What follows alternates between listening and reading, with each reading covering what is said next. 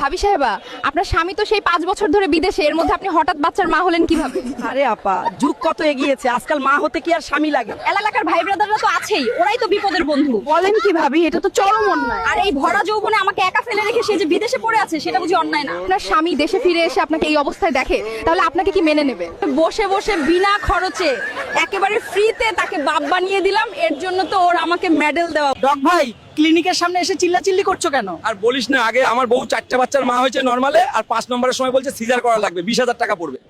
আমার বউ একদম সুস্থ, তারা শুধু ইনকাম করার জন্য আমার বউকে জোর করে সিজার করাচ্ছে।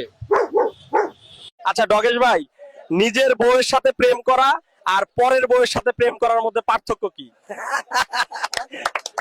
নিজের বউর সাথে প্রেম কাঁঠালের খোসা ছাড়ানোর মতো, আপনি চাইলেও আঠা হাতে লেগেই থাকবে। আর পরের বউ হচ্ছে কেউ আগে থেকেই কাঁঠালের খোসা ছাড়িয়ে দিছে, এখন আপনি শুধু। আচ্ছা ডগি আপু, আপনার জামাই যখন বিদেশ গেল তখন তো আপনার একটাও বাচ্চা ছিল না, তাহলে এখন এই বাচ্চাগুলো কিভাবে হলো?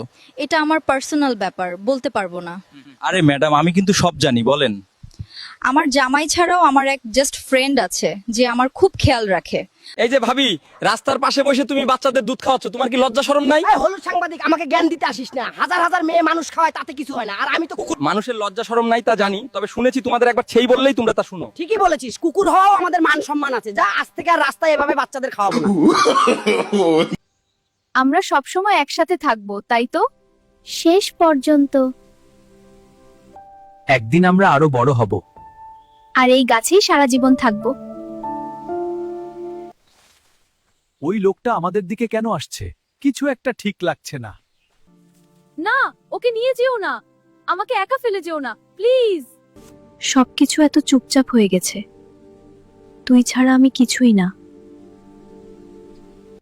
শেষে আবার একসাথে হলাম। কিন্তু এইভাবে এটা ভাবিনি। এই যে ভাবি, রাস্তার পাশে বসে তুমি বাচ্চাদের দুধ খাওয়াচ্ছ, তোমার কি লজ্জা শরম নাই? এই হলুদ সাংবাদিক, আমাকে জ্ঞান দিতে আসিস না। হাজার হাজার মেয়ে মানুষ খাওয়ায়, তাতে কিছু হয় না। আর আমি তো কুকুর। মানুষের লজ্জা শরম নাই তা জানি, তবে শুনেছি তোমাদের একবার সেই বললেই তোমরা তা শুনো। ঠিকই বলেছিস, কুকুর হওয়াও আমাদের মান সম্মান আছে। যা, আজ থেকে আর রাস্তায় এভাবে বাচ্চাদের খাওয়াবো না।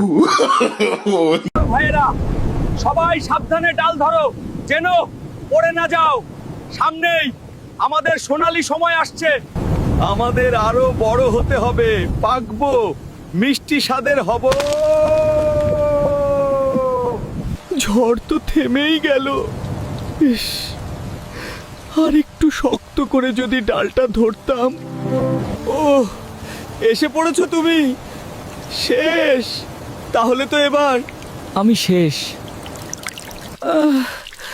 ফাটা জায়গাটা খুব জ্বলছে, অনেকখানি ফেটে গেছে। উফ, আস্তে, আমি জানতাম পড়ে গেলে এমন কিছু একটা হবে। আমার গায়ের সেই সবুজ খোসাটা ওরা এক নিমিষেই কেড়ে নিল। এখন আমি কতটা অসহায় তা কি কেউ বুঝতে পারছে?